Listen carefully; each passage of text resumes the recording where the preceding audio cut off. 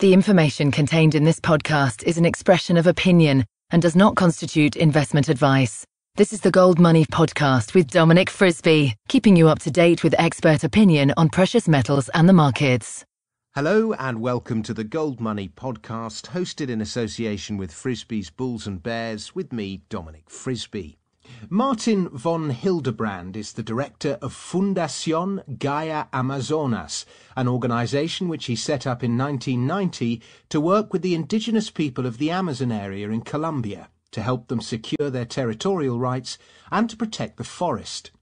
He first visited the Amazonian Indians in the 1970s and has ever since been an activist for indigenous rights, cultural and ecological diversity, working in both government and non-government organisations.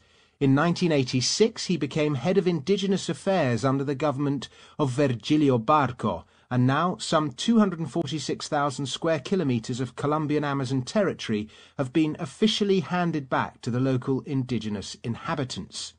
He has a doctorate in ethnology from the Sorbonne in Paris and has won many awards, including the Skoll Award for Social Entrepreneurship in 2009. Martin, thank you very much for agreeing to do this interview. You're sitting in your offices in Bogota. I'm in London. A lot of my listeners are very interested in gold and in gold mining in particular. So why don't we start with the problem of illegal mining in the Amazon? What goes on there and what kind of damage is it doing? Not just environmental damage, but also social damage. Well, thank you for this interview. Yes, well, the gold in the Amazon, there is a lot of gold and a lot of coltan, that is this metal that we use for our cell phones. And there wasn't so many, the problem wasn't so great a few years ago because, ironically, the presence of the gorilla there kept everybody out. But now, since things have become, in a sense, better, there's less gorilla, in another sense, there's been a rush for gold. And there are a lot of people, adventurers, that go in there and it's all illegal. The government so far has not given any permissions to exploit the gold in the Colombian Amazon. But there are a lot of illegal minor people, not minor exploiters in mining, and they come from Brazil and from Colombia. A lot come from Brazil, also the famous garimpeiros. Now the problem there is, on the one hand, there isn't enough control, and not only because there isn't an institutional capacity, but because the laws are not clear enough to be able to control. That is, that if somebody asks for a permit for mining, which you might take years to get, you might send in a letter to the government.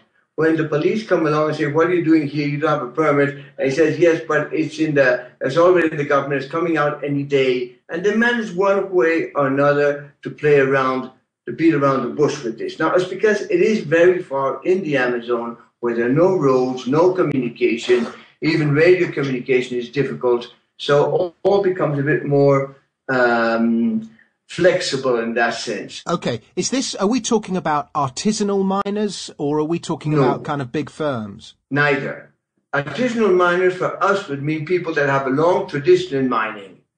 And in that sense, it's not. It's very recent, and there are local people that it's local mining, of course, but they've come from abroad, that is either from Brazil or from the Andes in Colombia. It is not the local people. So it's artisanal in the sense that it is small mining, but it uses mercury and it pollutes the water and does a lot of damage. But it is not artisanal in the sense it is not a traditional mining, small traditional mining.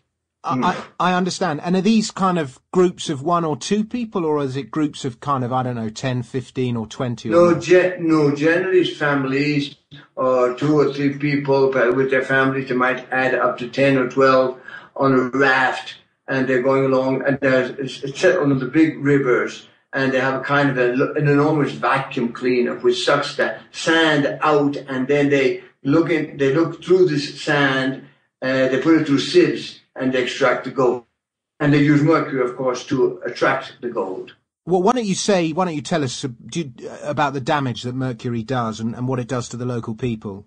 Well, the problem with mercury, I mean, it affects the brain, but the problem of it is that it accumulates. So if it goes into the plants and then the fish eat the plants and then the humans eat the mercury, it doesn't dissolve. So it accumulates and it goes straight through this chain, through the plants, through the fish, into the human beings, and it attacks the brain. I don't know in detail from a medical point of view exactly what the effect is on the brain, no, but I know it is very negative. Yeah, it sends you mad. Yeah. Okay. Now, I mean, presumably, are you aware of there's a phrase among economists called the tragedy of the commons, which is that when nobody owns the fish, so nobody has an interest in looking after the fish, and as a result, nobody looks after the fish stocks. When you've got people coming from outside, operating in an area that, is not theirs, perhaps they don't operate in a way that respects the environment and conserves the environment in an ideal fashion. Is that a dynamic that's occurring? Definitely, because the indigenous people that own the land in this area, well, they take care of the animals and of the plants, not only take care of them not in the same way as we do, but since they consider themselves part of the environment, that if the environment is ill or has problems, the human beings will also be ill, and also have problems. So the whole shamanistic approach is to keep the environment healthy. So they have a long tradition, according to archaeological data, they've been here in the area for about 9,000 to 10,000 years. So they have a very intimate knowledge of the forest and the environment, and they take care of it. There used to be 7 times more indigenous people in this area than there are nowadays. Wherever you go in the forest, to the last corner of the forest, you'll dig and you'll find ceramics. They've been all over the place, and yet the forest is there. It's intact. Whereas these people are not interested in the forest, they're interested in making money. Yeah. Okay, now, you've described the area as, I mean, it must be virtually impossible to police. There's no roads. I mean, you're talking about an enormous area here. If there's metal in the ground, somebody's going to mine it. So how do you police this area? How do you put a stop to this irresponsible mining? Well, the first thing, there are 2 levels of this. On the one hand, the government has to be clear if it wants to preserve the environment or if it wants to exploit the subsoil. Because the Indians, the indigenous people, own the land and everything above the land. But the subsoil belongs to the nation and therefore it's administered by the state and the government. So the state or the government has to decide exactly which way it's going, if it's going to exploit the subsoil or it's going to protect the environment. That's the first thing that is not clear enough in the government so far. The rules of the game aren't clear. What's going to happen with the Amazon? Although it's not that easy to get in there and exploit it because the indigenous people, you have to go across their territory and they won't agree because all the soil is sacred from their point of view, and you should not extract gold or any other product from the subsoil.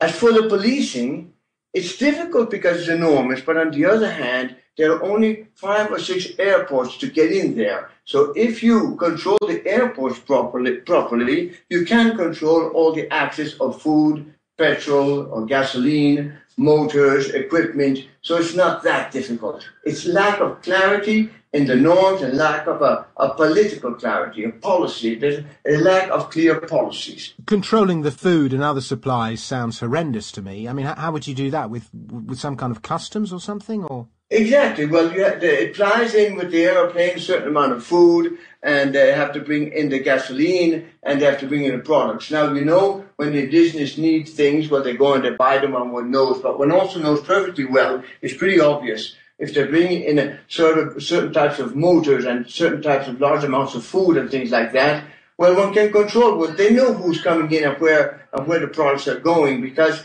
there aren't that many inhabitants. We're talking of a territory, if we look at the whole Indian territory, the size of the United Kingdom, and we're talking of less than 100,000 people living in this area, and it's spread out through this large area. So it's not that difficult to know what's going where and to keep an eye on that. Do some of the Indians actually want mining in the area?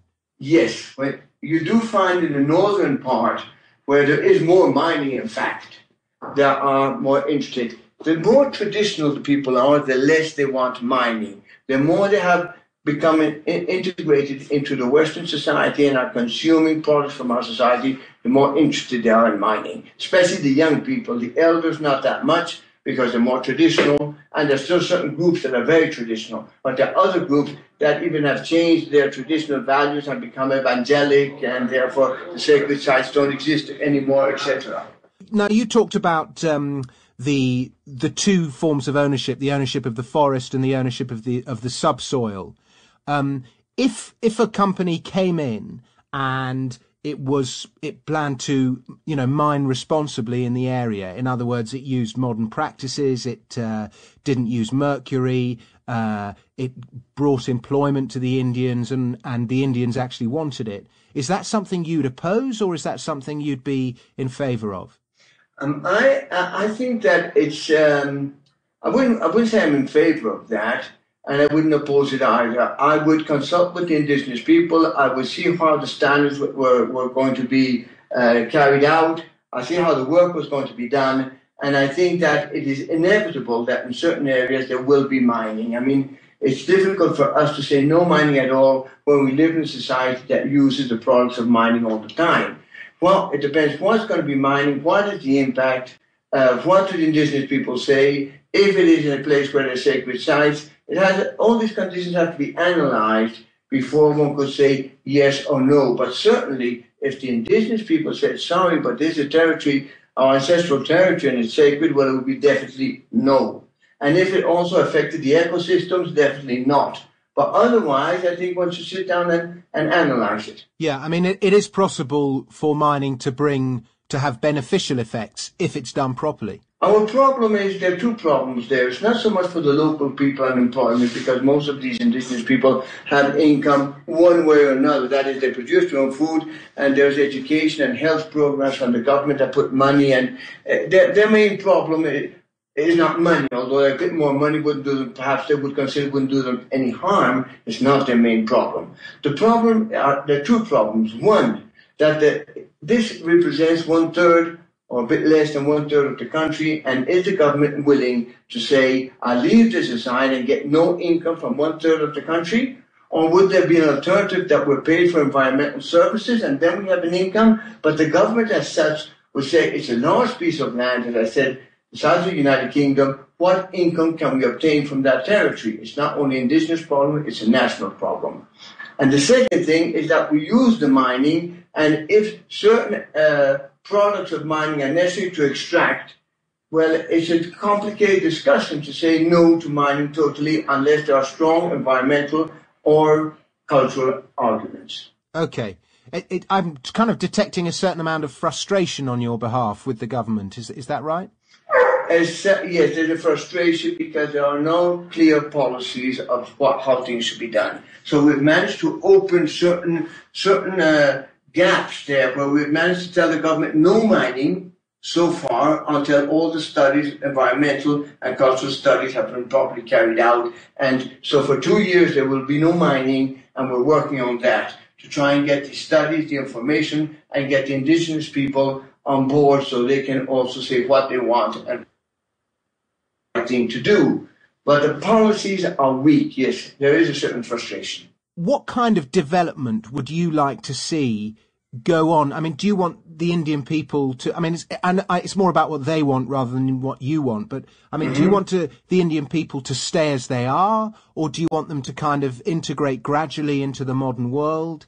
I mean, what would you like to see happen in terms of their evolution? Well, I would like to see the indigenous people keeping their identity, keeping their self-confidence, and keeping a lot of their own criteria and values, but taking from our modern society, taking what they consider necessary.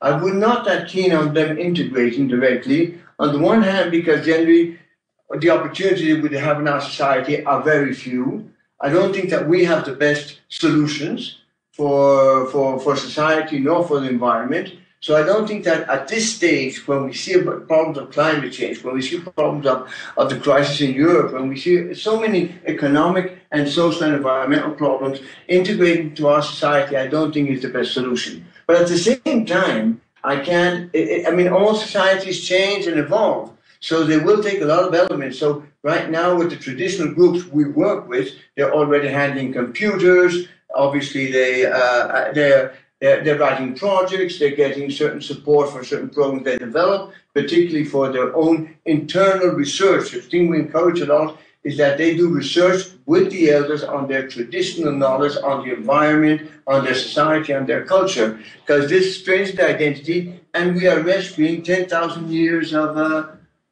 or to an extent, 10,000 years of knowledge. I mean, all this that has never been written down is something that should be brought out by them and written up by them. Okay. Now, I think, I know I am, and I think a lot of listeners to this programme have a very libertarian stance in that they've lost faith in governments. They don't think governments are doing a good job in the United States. They don't think government is doing a good job in Europe. And they're in favour of small government and individual responsibility. And so we perhaps put the argument forward that the best way for the natives to develop is not through some kind of government planning, but it's best that they do it through their own empowerment. And, you know, the wealth that can be derived from mining, as I say, if it's done responsibly, it might be one way in which they can do that. Yes, but the point is that to begin with, the indigenous people, when they're traditional, particularly, as I said, consider the earth is sacred and what's below the earth, and it's very logical what they're saying. As the planet Earth evolved, things were put, that is, they consider Mother Earth, but things were put away because they were not good for the life as we were going to live it, as human beings were going to live it. That's why the oil and the gold and everything was put away, because that was not the right thing for us to have. It would not help us in our daily lives. And so they say what was put under the earth and the evolution of the earth, if we used to call it like that, should remain there, and we should live what's on top of the earth. Now, there's a certain logic in that. And so this is sacred. So they're not that keen on mining, and they don't like mining as such, and they are aware of the pollution that it causes, plus generally, unless it's properly done, there's alcoholism and prostitution and Yes, yeah. And over hunting and taking all the animals, and everybody starts killing all the animals to sell them for their food of the people that are mining, and it creates several problems. So they're not keen on that. And they know that since the government is very weak and does not have the capacity, institutional capacity, to control proper mining, they say any mine that will come in will be negative. It's not like mining that you get in countries like Europe. There is no control here, or very little control. Yeah. So they are against mining, and they have alternatives. I mean, for instance, they have medicinal plants which they could also try and put on the market. And if there's any value sooner or later on keeping the forest on without cutting it down, the standing forest, and you would have carbon that is accumulated in the trees, etc. There could be other ways of looking for an income for these people who don't need a large income because they already have a fair income that comes to, as I say, governmental programs such as education and health, and there's a need for a certain amount of money, but it's not like us. Woe betide anyone who relies on the government for its income, because that way the zombie lies.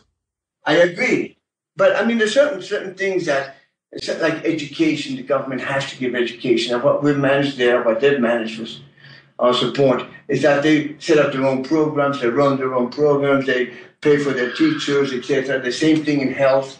And so they receive the income for that. And then they set up the local programs, they decide their territorial management, and they produce their own food, they have their own houses, they make their canoes. So one way or another, I mean, if we were all to disappear, I think they would survive. I think they're still very independent in that sense. A potential solution that's forming in my mind as I talk to you, Martin, is there's a big difference, of course, between actual mining, when you build a great big open pit mine or an underground mine, whatever it is, and simple exploratory drilling. And to me, yes, it makes sense. I mean, exploratory drilling is sticking a drill, and the width of the drill bit is, it's not much bigger than the width of your hand. Yeah. And, so that does very little damage. It kind of would make sense to have some exploratory drilling, work out where the gold actually is, and then go from there. I think it's a question of standards and of technology. I agree with you.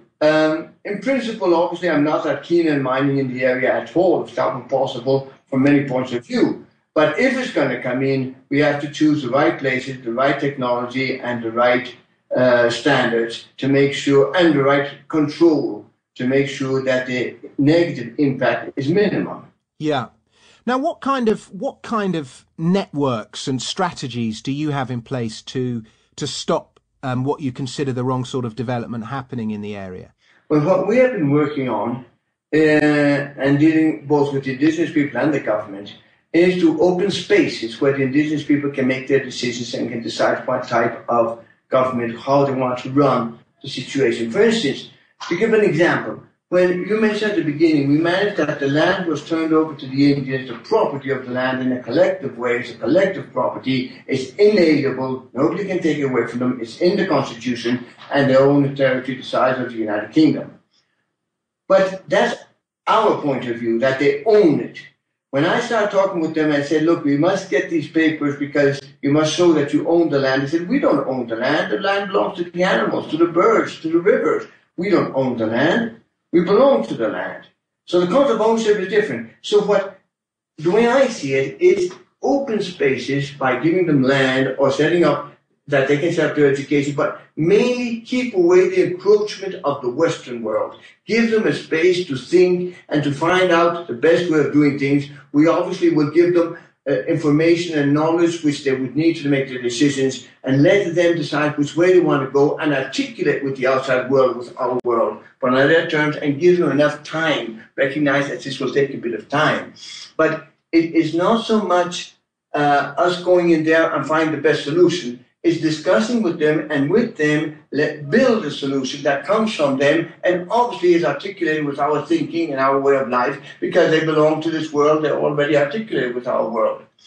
But it's opening these spaces which I think is necessary. So when you talk about the mining, what we've done is work with them, they've done the studies of their territories, they're setting up all the systems of sacred sites. We've spoken with the government, no mining until the indigenous people can define their territories, and we try and work it out like that on their indigenous knowledge, on biological knowledge also of the environment, and setting up platforms, discussing with the government to come to agreements where there'll be no mining unless it really does a minimum of damage, no? Okay. And that's no exploration either? No exploration, nothing. Hands off until we have enough knowledge to make sure that we're not doing a major damage. That's going to take years. Well, we've been working years. We've worked 20 years from the cultural point of view, from environmental, and I think one can move depending on the area. Well, yes, one area after the other will take years. We just have to start. But see? No, I mean, it'll take years before any mining can happen. That's what I meant. We'll see. Anyway, yes, the government has agreed to 10 years. Which is not bad. Okay. And what other networks do you have in place? I mean, presumably you rely on funding. What happens if your funding dries up? Well, that's a major problem, and it does happen because our funding has all come from the European governments, fundamentally, and from the European Union or the Commission. That's what our funding, but now the present situation, it's not coming in anymore. And we've looked to the United States. A certain amount of funding comes from the United States, but it's a different approach towards funding. No, it's not long-term, it's more short-term, more immediate impact. It's more along the social entrepreneur approach than on the social movements approach, which the European was more long-term. So we're adapting, but obviously it's been difficult. So the EU has stopped funding you altogether, has it? No, it hasn't. They simply had calls, and we always submitted projects to the calls. But last year it didn't have a call, and this year nothing has come out. So it's not directly with us. It's simply that they are not. They don't have these calls to fund. Yeah. Okay. To fund projects, right? They're not calling projects. Oh, okay. So I mean, and what happens? I mean, when you're doing something, you're effectively trying to stop people doing something. I mean, that never ends, does it? I mean, at what point do you say Gaia has achieved its goals? Now we move on. I mean, when do you stop? Well, you see, we stop with certain things. For instance, we say Well, their land, the management of the lands to a large extent, their primary education and health, well, that works pretty well. That's sustainable. The dollars with the government, decentralization, that works. Fair enough. Now, suddenly, as I mentioned, in the last 2 or 3 years, there's a rush on mining. So now we look into the mining. So there's certain steps that we have already achieved, or they have achieved with our support, and that works. And we keep a minimum of presence along that. We just might go in and give them a hand, because they'll always need, like all societies and all communities need a certain advice as things change in the world in education and health and economy, this and that, the other. But it already works. That is operating in health, education, and the management of the territories and the local governments. Now, other things come up, like the mining, and then there might be other problems that will come up. And with climate change, there'll be new problems. So they'll always need outsiders.